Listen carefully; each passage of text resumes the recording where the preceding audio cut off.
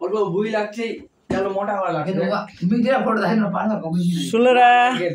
এ মনসুর শুনলে কি বললাম উইথ রেকর্ডিং হচ্ছে জিনিসটা এখনকার যুগে যুগ যেটা চলছে তুমি আর কি মানে ডাক্তার আছে এক মিনিট এদিকে শোনো কথাগুলো শোনো আগে এখনকার যুগে যে যুগ আসছে বড় সাবন দেখবে না বড় সাবন মানে কি ডাক্তার হব ইঞ্জিনিয়ার হব ঠিক আছে মনে করো তুমি চলে গেলা ডাক্তার ইঞ্জিনিয়ার বাদ পড়াশোনা করে বড় মাস্টার হতে পারবে না কলেজের প্রফেসর হতে পারবে না এগুলো বড় ব্যবসায়ী হতে পারবে না বড় ডন সেটাও হতে পারবে না হ্যাঁ এবার চলে আসে ডাক্তারের কথায় ডাক্তারের পরীক্ষায় ভেজাল তুমি যে পড়াশোনা করে ডাক্তার হবে এই ডাক্তার না এমবিবিএস ডাক্তারের কথা বলতেছি তো ডাক্তারের পরীক্ষায় ভেজাল ঢুকছে ভেজাল বুঝো ভেজাল মানে কি চুট ঢুকছে চুট মানে তোমার গেলে ওই যে মানে যে কি বলে ওটাকে ঘোটালা ঢুকে গেছে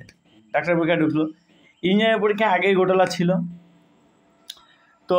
এরপর চলে গেল মাস্টারের পরীক্ষা হয়নি পরীক্ষা হয়নি তো ঘোটালা দূরে থাকা গত 8 বছর থেকে একটা মাস্টার পরীক্ষা হয়নি তুই একটা ওগুলো কোথাকার কেসের ওগুলো আসে ওইভাবে আসে লাগে আচ্ছা এগুলো গেল একটা মাস্টার তাহলে শেষ বাঁচলো কি তাহলে এবার কলেজের প্রফেসর অত আরো দূরে অনেক দূর চলে গেছে ওটা হ্যাঁ ওটাও গেল এবারে ব্যবসায়ী হতে পারবে না কারণ যুগের অবস্থা ভালো নাই মানুষ বেইমান হয়ে গেছে তোমার টাকা খেয়ে বসে থাকবে একজন এবার প্রশ্ন ডন হতে পারবে না কেন ডন হওয়া তো সহজ একটা বন্ধু নিলাম ডন হয়ে গেলাম কত সহজ পরিষ্কার কিন্তু তুমি ডন হলে তোমার পেছনে লেগে আছে যে কেউ কখন তোমাকে কে মেরে দেবে তোমার কোনো গ্যারান্টি নেই না আমার কোনো কিছু প্রয়োজন নাই আমি যদি হতে পারে জীবনে তাহলে ভালো কৃষক হতে পারি খাইতে খাবো কদাল চালিয়ে খাইতে খাবো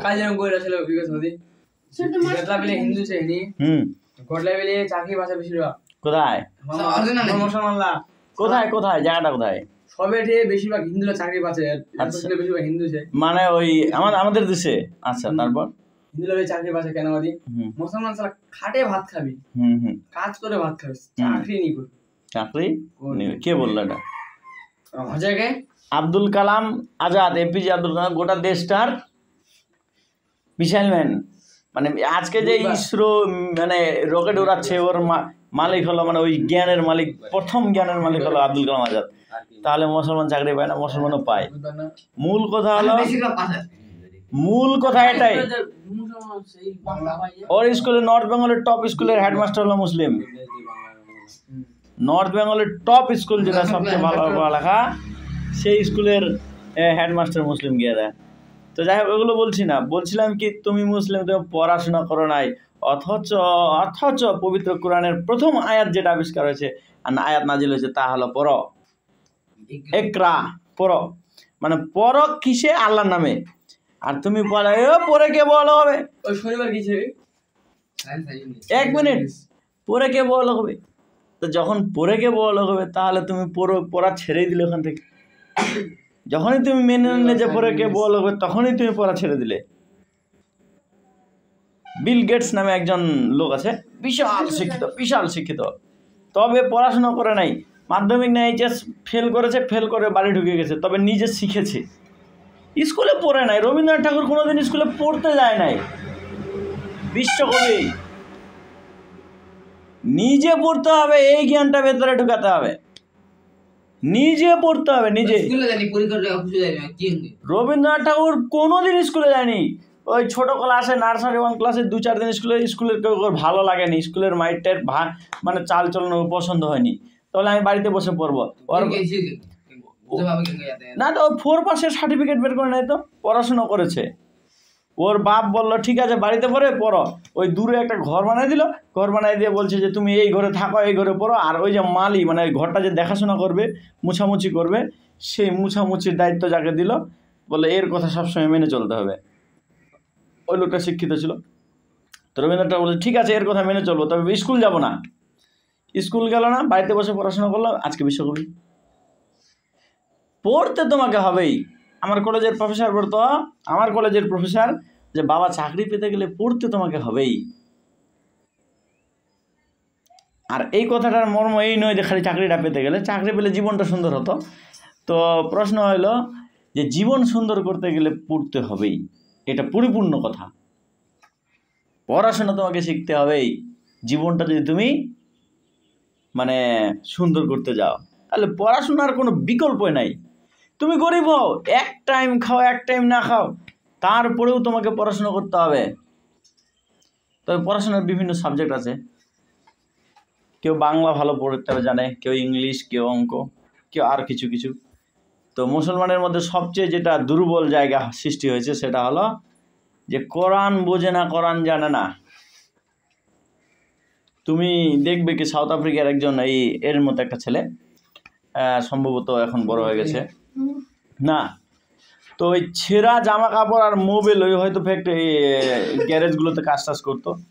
মোবাইলওয়ালা জামা কাপড় দিয়ে কী করতো, কোরআন তিলাওয়াত জানতো একটু একটু। ওই একটু থেকে ভিডিও করলো, ভিডিও ভাইরাল হলো, তারপরে আস্তে আস্তে এখন নিজে শিখতেছে কোরআন প্লাস ভিডিও বানাচ্ছে।